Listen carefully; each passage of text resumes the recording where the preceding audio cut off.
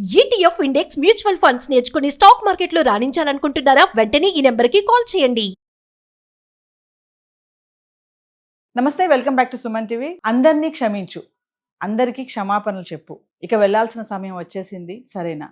ఇప్పుడు కారుణ్య మరణానికి ముందు చివరిగా కన్నీళ్లు పెట్టిస్తున్న మాటలు.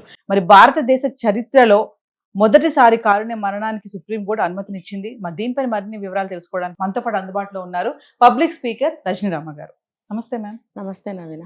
మేడం, కారుణ్య మరణం, మనం అరుణ్ షాన్బాగ్ నర్సు గురించి 1967 జరిగినటువంటి ఇన్సిడెంట్ గతంలో ఒక వీడియోలో మాట్లాడుకున్నాం మనం దీని గురించి. సో అలాంటిదే, అంటే ఈ మెర్సీ కిల్లింగ్ సంబంధించి అప్పుడు ఈమెకి అరుణ్ షాన్బాగ్ పర్మిషన్ రాలేదు, పిటిషన్ వేసినా కూడా కొట్టివేయడం జరిగింది. మరి ఇప్పుడు మళ్ళీ 2011లో జరిగినటువంటి ఇన్సిడెంట్ హరీష్ రాణా, మరి మెర్సీ కిల్లింగ్ కి సుప్రీంకోర్టు పర్మిషన్ ఇవ్వడం జరిగింది. ఇది భారతదేశ చరిత్రలో మొదటిసారి అంట. ఒక్కసారి వివరాల్లోకి వెళ్ళి. అవును, ఇలాంటి సందర్భాలు అనేకం వచ్చాయి. అరుణ్ షాన్బాగే కాదు, ఈ హరీష్ రాణానే కాదు, అనేక సందర్భాలు చాలామందికి వచ్చాయి. కానీ అది మన చట్టబద్ధం కాదు మన ఇండియాలో. అసలు అటువంటి మనం అనుకుంటాం ఈ బాధ భరించే కంటే చచ్చిపోవడం మేలు అనేది భావన కష్టాల్లో ఉన్న వాళ్ళకి వస్తుంది, తెలుస్తుంది. అయితే ఏంటంటే ఇలా ఉన్న వాళ్ళకి దేవుడు ఎందుకు బ్రతికించాడు, తీసుకెళ్ళిపోతే బాగుండని అనుకుంటుంటారు. కానీ అది సాధ్యం కాదు. ఎందుకంటే ఎందుకు బ్రతికున్నాము అనుకునేది అది విరక్తి, ఒకళ్ళ మీద కోపమో ఒకళ్ళ మీద ఇదితోటో ఆత్మహత్యలు అవన్నీ జరుగుతున్నాయి. అది వేరు, ఇది వేరు. ఇదేంటంటే ఇంత జీవోత్సవంలాగా ఇన్ని బాధలు పెడుతూ దేవుడు ఇంకా ఎందుకు ఉంచాడు అని బాధపడుతూ వీళ్ళు చంపేసే హృదయం ఆలోచించదు. అసలు హృదయం రాదు కాదు, అసలు ఆలోచించరు. మన వ్యక్తి ఇంకా బాగుపడాలి, ఇంకా బ్రతకాలి, తిరిగి వెనక్కి ఇంటికి రావాలనే ఆలోచనలో దేవుడు ఎందుకు ఇలా చేశాడు అనే అనుకుంటారు కదా. ఆ స్థితిలో నుంచి ఈ హరీష్ రాణా వాళ్ళ పేరెంట్స్ బాధపడి సుప్రీంకోర్టుకి వెళ్ళటం జరిగింది. ఇలాంటి సంఘటనలు వెనక్కి వెళ్తే 1967 67వ సంవత్సరంలో అది అరుణ్ షాన్బాగ్ ఒక నర్స్, బాంబేలో కేఎం హాస్పిటల్లో ఆవిడ నర్సుగా విధులు నిర్వర్తిస్తున్న నైట్ డ్యూటీలో. చూడండి అసలు ఎన్ని సంవత్సరాలు అయిందో. మరి ఆ రోజుల్లోనే ఆడవాళ్ళు నర్సింగ్లోకి వచ్చి, అప్పుడు అంతకంటే క్రితం కూడా ఉన్నారు, బట్ అది కూడా ఒక రకంగా పాతకాలమే కాబట్టి ఒక అడ్వెంచర్ అనే చెప్పాలి ఆడవాళ్ళకి నైట్ డ్యూటీస్ అనేవి. అసలు ఎప్పుడూ కూడా ఆడవాళ్ళకి నైట్ డ్యూటీస్ వేయకపోవటం మంచిది, కానీ హాస్పిటల్స్లో లేడీస్కి సంబంధించిన కేసులు వస్తాయి కాబట్టి లేడీస్ ఉండాలి కాబట్టి నర్సులకి తప్పనిసరి పరిస్థితి. కానీ మనం బెంగాల్ కేసు అయినప్పుడు కూడా ఇలాగే మాట్లాడుకున్నాం, వీళ్ళకి ఎందుకు రక్షణ కల్పించరు, స్పెషల్ ప్రొటెక్షన్ ఉండాలి, వీళ్ళకి ప్రత్యేకమైనటువంటి గదులు ఉండాలి, వాళ్ళకి ప్రత్యేకమైన గౌరవం ఉండాలి కదా. డాక్టర్తో సమానంగా నర్సులు కూడా సేవలు అందించాలంటే వాళ్ళకి ఎంత ప్రొటెక్షన్ ఉండాలి చూడండి. డ్యూటీ లేనప్పుడు డాక్టర్స్ ఏసీ రూమ్లోకి వెళ్ళి తలుపులు వేసుకుంటారు, పాపం నర్సులు మరి వాళ్ళకి కూడా అంటే సమానంగా వాళ్ళ పక్కన కూర్చోబెట్టుకోమని అలా నేను అనటం లేదు. వాళ్ళు విధుల్లో ఉన్నప్పుడు వాళ్ళకి సరైన సౌకర్యాలు, రక్షణ అనేది ఏ రోజుల్లోనూ లేదనేది ఇలాంటి కేసులు మళ్ళీ రిపీటెడ్గా మనకి నిరూపిస్తున్నాయి. పాపం ఆ రోజుల్లో ఆవిడ కూడా ఒక వార్డు బాయ్ చేతిలో చాలా అరాచకానికి గురైంది. అతను చాలా దారుణంగా ఆమెని అత్యాచారం చేశాడని మనకి చెప్పారు. కుక్కల్ని కట్టేసి గొలుసుతో కట్టేసి అంట. చూడండి, వాడు మనిషేనా? అసలు యువతల మనిషి అనుకుంటున్నాడా, జంతువు అనుకుంటున్నాడా? ప్రమాదకరమైన జంతువులనే చైన్స్ వేసి కట్టడం లేదే.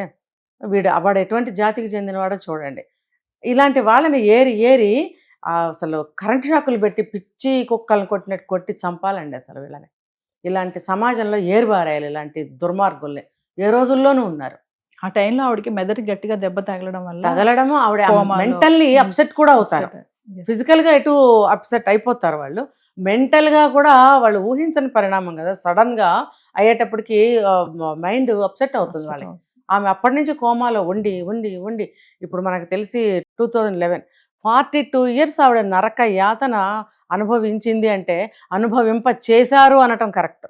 ఆవిడ పీరియడ్స్ కూడా బెడ్ మీదే అట్లా పీరియడ్స్ టైంలో చూడండి. ఆమె మంచి యంగ్ అమ్మాయి, 26 years ఓల్డ్ అమ్మాయి. అంటే ఆమెకి హార్మోన్స్ అన్నీ పర్ఫెక్ట్గా పనిచేస్తూ ఉంటాయి. పీరియడ్స్ మెంటల్గా ఆవిడ బ్రెయిన్ అప్సెట్ అయినా ఫిజికల్ సిస్టమ్ అంతా కరెక్ట్గా పనిచేస్తున్నప్పుడు పీరియడ్స్ కూడా వస్తాయి. ఆ పీరియడ్స్లో ఎంత బాధ చెప్పండి, చెప్పలేని పరిస్థితి. కానీ శరీరం అనుభవిస్తూ ఉంటుంది ఆ బాధల్ని. కానీ ఆ హాస్పిటల్ వాళ్ళు, గవర్నమెంట్ హాస్పిటల్ అనుకుంటా, వాళ్ళు సొంత మనిషిలాగా వాళ్ళు చూసి కాపాడటం వల్ల ఎన్ని సంవత్సరాలు హాస్పిటల్లోనే ఆవిడ ఉంది. బట్ స్ట్రగుల్ అవుతూ వాళ్ళు ఏం చూసినా సరే శరీరం అనేది బాధపడుతూనే ఉంది కదా. ఆ నోటితో మాట్లాడలేరు, మరి కాళ్ళు చేతులు కదిపి ఏమీ చెప్పలేరు, నోరిప్పి చెప్పలేరు. వాళ్ళు కోమాలో ఉన్నారంటే అది ఇంకా దారుణం కదా. Yes. స్పృహలో ఉన్నారు అంటే అట్లీస్ట్ కన్నీళ్ళనే కారుతాయి, కొంచెం బాడీ ఇట్లన్నా ఏమన్నా కదులుతాయి, ఛాన్స్ ఏమన్నా ఉందేమో. కోమాలో ఉంటే అసలు ఏమీ ఉండదు కదా. ఏదో పైప్స్ ద్వారా ఫుడ్ వేయడము, సెలైన్స్ పెట్టడము, పల్స్ బాగుందా లేదా మధ్య మధ్యలో వచ్చి చూడడము తప్పితే, దట్టు గవర్నమెంట్ హాస్పిటల్లో ఎలా ఉంటుందో ట్రీట్మెంట్ అంటే నామినల్గా ఉంటుంది. వాళ్ళు ఏమీ Yes. దారుణం చేస్తారని చెప్పట్లేదు, అంత ఫెసిలిటీస్గా ఉండదు కాబట్టి ఆవిడ నరకయాత్ర అనుభవిస్తూ చివరికి చనిపోయింది. బట్ ఆవిడ విషయంలో కూడా సామాజికవేత్తలు కొంత ప్రయత్నాలు చేశారు. చేసినప్పటికీ కూడా అది నాట్ కరెక్ట్, చట్టాల్లో లేదు, అసలు దాన్ని పరిగణనలోకి తీసుకోలేదు, ఒప్పుకోలేదు. కానీ ఇన్ బిట్వీన్ ఎన్నో కేసులు ఇలా జరగటం వల్ల మరి ఇప్పుడు ఈ కాలానికి సుప్రీంకోర్టు కొంచెం కదిలింది అని చెప్పచ్చు మనం. ఇక్కడ చూసుకుంటే ఈ అబ్బాయి కూడా 2013లో కాలేజ్ హాస్టల్లో 4th ఫ్లోర్లో ఉన్నప్పుడు, నేను అదే చెప్తున్నా, అమ్మాయి అయినా అబ్బాయి అయినా ఎక్కడ ఉన్నా దానికి తగ్గ సెక్యూరిటీ ఇవ్వలేకపోతున్నారు. ఫీజులు తీసుకునేంత వరకే, చదువు వరకే. అంటే దానికి సెక్యూరిటీ పెట్టుకోకర్లేదా? తగినంత బందోబస్తు ఆ బిల్డింగ్కి ఉండాలి కదా. కాలు జారి పడిపోవడం ఏంటి? అట్లీస్ట్ నడుము వరకైనా గోడలు ఉంటాయి కదా. కాలు జారి ఎలా పడ్డాడు? చాలా విచిత్రంగా నాకు అనిపించింది. దట్టు 10 ఏళ్ల పిల్లాడు కాదు, 20 సంవత్సరాల అబ్బాయి అంటే చూసుకుంటాడు కదా. Yes. అంటే అంత మాత్రం ప్రొటెక్షన్ లేని కాలేజ్ అది. మరి అక్కడి నుంచి జారి పడ్డాడు. జారి పడితే చనిపోయినా బాగుండేది, కానీ బ్రెయిన్ డెడ్. దానివల్ల ఏమవుతుంది, మెడ దగ్గర నరాలన్నీ ఇదైపోయి రక్త ప్రసరణ ఆగిపోయి అతనికి మొత్తం కంప్లీట్ పెరాలసిస్ వచ్చేసింది, బ్రెయిన్ డెడ్తో పాటు. ఇంకా అతను నోరు మాట్లాడలేడు, కాళ్ళు కదలవు, చేతులు కదలవు, బాడీ మొత్తం ప్యారలైజ్డ్ అయిపోయింది. ఒక్క కళ్ళు ఇలా తిప్పుతాడు. కళ్ళు తిప్పితే మాత్రం పాపం ఏం చెప్పగలడు, తన భావోద్వేగాన్ని కన్నీళ్ళ రూపంలో చూపించగలడేమో కానీ భావాల్ని కానీ, మరి ఇంకేం చెప్పలేడు. ఈ అబ్బాయి కూడా నరకయాతన. ఇక్కడ ఎలా ఉంటుందో తెలుసా, ఆ అమ్మాయి కోమాలోకి వెళ్ళింది. మనం ఈ 2 కేసులే మనం మాట్లాడుకుంటున్నాం, ఎన్నో జరిగాయి. ఈ రెండిట్లో ఆమెకు అసలు ఏం తెలీదు, అచేతనంగా అసలు స్పృహలో కూడా లేకుండా పడుంది. ఈ అబ్బాయి స్పృహలో ఉండి నరకం అనుభవించాడు. ఇది ఇంకా దారుణం. తల్లిదండ్రులు కూడా ఎంత వృద్ధులు. ఏమనిపిస్తుందంటే ఈ అబ్బాయికి, నేనేంటి సడన్గా ఇలా అయిపోయాను అనే భావాలు వచ్చేస్తూ ఉంటాయి. దానివల్ల ఇంకా మానసికమైన బాధ ఇంకా ఎక్కువ. చెప్తున్నారు కన్నీళ్ళ రూపంలో చెప్తున్నాడు ఆయన. అంటే మనం ఏం చేస్తాం, కన్నీళ్ళు వస్తే పాపం బిడ్డ బాధపడుతున్నాడు, ఏం చేస్తాం అనుకుంటాం, లేదంటే మహా అంటే కన్నీళ్ళు తుడుస్తాం. కానీ ఆ మనసులో అగ్నిపర్వతాలు పగిలితే దాని రిజల్ట్ కన్నీళ్ళ రూపంలో వస్తున్నాయి. దాన్ని మనం తుడిచి ఆపలేము ఆ బాధని. అతను భవిష్యత్తును కోల్పోయాడు, ఆరోగ్యాన్ని కోల్పోయాడు, యవ్వనాన్ని కోల్పోయాడు.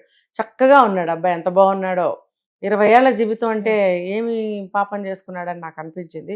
కళ్ళనీళ్ళు వచ్చేసాయి నాకైతే బాగా. అటువంటి స్థితిలో ఆ అబ్బాయి 13 సంవత్సరాల నరకయాతన అనుభవిస్తే, తల్లిదండ్రులు కూడా ఇంకా సుప్రీం ఓపిక లేదు, పెద్దవాళ్ళు అయిపోయారు, ఇంకా పిల్లలు ఉన్నారేమో ముందు వెనక ఎన్నో హాస్పిటల్స్ తిరిగారంట, ఎంతో సేవ చేశారు. ఆరోగ్యం పాడైతే కూడా ముసలితనం తొందరగా వస్తుంది. తిరగలిగే ఇదిలో ఉన్నారా వాళ్ళు, డబ్బు అయిపోతుంది. పైగా ఆస్తిపాస్తులన్నీ అమ్ముకుని ఢిల్లీ వచ్చేసి ఒక అపార్ట్మెంట్ తీసుకుంటున్నారంటే ఆస్తులన్నీ పోగొట్టుకున్నారు. బిడ్డనేమో దాదాపు పోగొట్టుకున్నట్టే ఆస్తులన్నీ పోగొట్టుకున్నారు. ఒక అపార్ట్మెంట్లో ఉండి హాస్పిటల్కి ఇంటికి తిరుగుతూ పాపం వాళ్ళు అలా అయిపోయారు. ఇంకా మానసికమైన క్షోభ వాళ్ళకి. సమయానికి తినరా, ఉద్యోగాలేంటి, ఇంకా పిల్లలుంటే వాళ్ళ భవిష్యత్తుని ఎలా చూడాలి వీళ్ళు. ఇదంతా కూడా వాళ్ళకి అన్ని ప్రశ్నార్థకాలు, నరకము, క్షోభ, తిండి తినలేరు, నిద్రపోలేరు. ఇది ఇలా ఉండగా వాళ్ళు ఏం చేశారు, ఇంకా లాభం లేదని చెప్పి సుప్రీంకోర్టుకి అడిగితే వాళ్ళు ఇప్పుడు ఆలోచించడం మొదలుపెట్టారు. ఎవరు, Parthivan, justice Parthivan and KV Viswanathan పేరు, వీళ్ళిద్దరు ద్విసభ్య ధర్మాసనం కలిసి ఇచ్చిన తీర్పు ఏంటంటే, వాళ్ళ ప్రైమరీ కానీ తర్వాత సెకండరీ కానీ రిపోర్ట్స్ అన్నీ కూడా పరిగణనలోకి తీసుకుని దాని ద్వారా ఏం చేశారంటే, వీళ్ళకి మెడికల్ పరంగా చికిత్స ఆపేస్తే చనిపోతాడు. కానీ ఇక్కడ ఫుడ్ ఇస్తున్నారు కదా, ఫుడ్ ఆపేస్తే అది మెడికల్ వైద్యంలోకి వస్తుందా లేదా, చికిత్స కిందకు వస్తుందా లేదా. 18లో ఒకసారి ఈ చర్చ జరిగినప్పుడు అది ఏమంటారంటే క్లారిటీ లేని ఒక తీర్పు ఇచ్చారు. మెర్సీ కిల్ అనేది చట్టబద్ధం చేద్దామా అన్నట్టుగా ఆగారు. అంటే ఒక క్లారిటీ లేదు, అంటే సందేహంగా. ఇప్పుడు ఏం చేశారంటే పరిగణనలోకి తీసుకుని డాక్టర్స్ కూడా 6 కలిసిన బృందం ఈ అబ్బాయికి వైద్యం చేస్తూ వస్తున్నారు ఎన్ని సంవత్సరాల నుంచి. వాళ్ళు కూడా 100% దాటిపోయింది, అతను ఇక క్యూర్ కాడు అని చేతులు ఎత్తేసిన తర్వాత, వాళ్ళు కూడా వాళ్ళ నివేదిక సమర్పించిన తర్వాత, రిపోర్ట్స్ చూసిన తర్వాత వీళ్ళు ఆలోచించారు. అప్పుడు ఫుడ్ తీసేయటం కూడా చికిత్సలో ఒక భాగమే.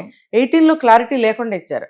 ఇప్పుడు క్లారిటీ ఎందుకంటే డాక్టర్స్ ఇప్పుడు మెడికల్ కూడా అంతా మారింది, సిస్టమ్ మారింది, దాని యొక్క ప్రతి దాని మీద చేసే ఇన్వెస్టిగేషన్ స్టైల్ అనేది మారింది. తర్వాత మెడికల్ జర్నల్స్లో కూడా అనేకమైనటువంటి మార్పులు చేర్పులు సబ్జెక్టు ఇయర్ వైజ్గా సబ్జెక్టులో మారుతూ ఉంటాయి. సో ఇవన్నీ వాళ్ళు చదివిన మీదట వాళ్ళు కూడా ఒక నిర్ణయానికి వస్తారు. సో వాళ్ళు కూడా వాళ్ళ నివేదిక సమర్పించిన తర్వాత ఇప్పుడు చికిత్స అంటే ఏంటి, వెంటిలేషన్ తీసేయడం, సెలైన్ తీసేయడము, ఇంజెక్షన్స్ మందులు బిళ్ళలు లాంటివి ఆపేయడము, ఇది వైద్యంలోకి వస్తుంది. మరి ఫుడ్, ఇప్పుడు మనం ఒక రోగం వచ్చిందంటే పథ్యం చేస్తాం, ఎందుకు చికిత్సలో భాగం కదా.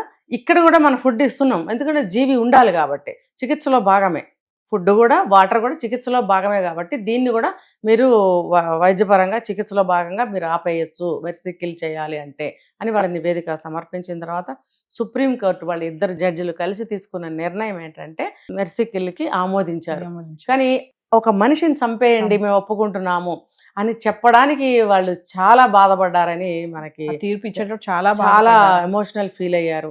ఏంటంటే భగవంతుడి ఇచ్చిన జీవితం ఎన్నాళ్ళైనా ఆయన తీసుకెళ్లే వరకు ఉండాలి కదా, కానీ ఇలా మధ్యలో మేము చంపేద్దాము అన్న తీర్పు ఇస్తున్నందుకు పాపంలో ఒక భాగం వాళ్ళకి ఉంటుంది తెలుసా. ఇప్పుడు ఉరి తీసే వాళ్ళకు కూడా పాపమేనంట అది, కానీ అది ఒక విధి నిర్వహణ అని చెప్పి చేస్తారు వాళ్ళు, నాకు అంతే, దానికి మనం ఏం చేయాలి. సరే, తీర్పు అనేది చరిత్రాత్మకమైనటువంటి తీర్పు ఇచ్చారు. ఇక మీదట ఇలాంటి కండిషన్స్ ఎవరికైనా వస్తే, అంటే అది కూడా ఎలా పడితే అలా కాదు, ఇంత ఉంటుంది గ్రౌండ్, ఇదంతా చేసిన తర్వాత ఓకే చేసే ఛాన్సెస్ ఉన్నాయి. సో మనం చూసుకుంటే లాస్ట్ సిచ్యువేషన్ అబ్బాయి ఈ తీర్పు వచ్చిన తర్వాత రావడం వేరు, ఇంప్లిమెంటేషన్ స్టార్ట్ అవ్వడం వేరు. అంటే ఎమ్మటే జరగదు కదా. సరే, దానికంతా గ్రౌండ్ ప్రిపేర్ చేసుకోవాలి, వెంటిలేషన్ తీసేయడము, వార్డుకి తీసుకురావడము, మేబీ ఐసీయూలో ఉంచితే కనుక వార్డుకి తీసుకురావడము, తర్వాత అబ్బాయికి ఒక్కటొక్కటిగా కట్ చేయడము.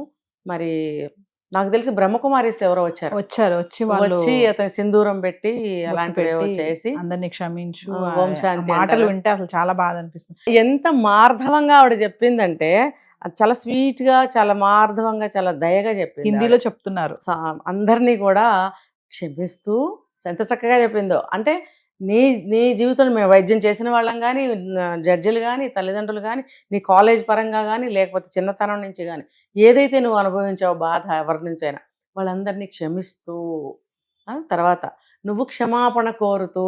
ఎందుకు ఈ మాట అంటే గత జన్మ ఏవో కర్మలు ఏవో చెప్తారు కదా, లేకపోతే ఎవరికైనా తెలిసి తెలియక నువ్వేదైనా తప్పు చేస్తే కూడా నీ క్షమించమని కోరుకుంటూ నిద్రపో అంటే ఏంటంటే నాకు ఇప్పుడు కూడా చాలా ఎమోషనల్గా ఉంది, చెప్పలేకపోతున్నా.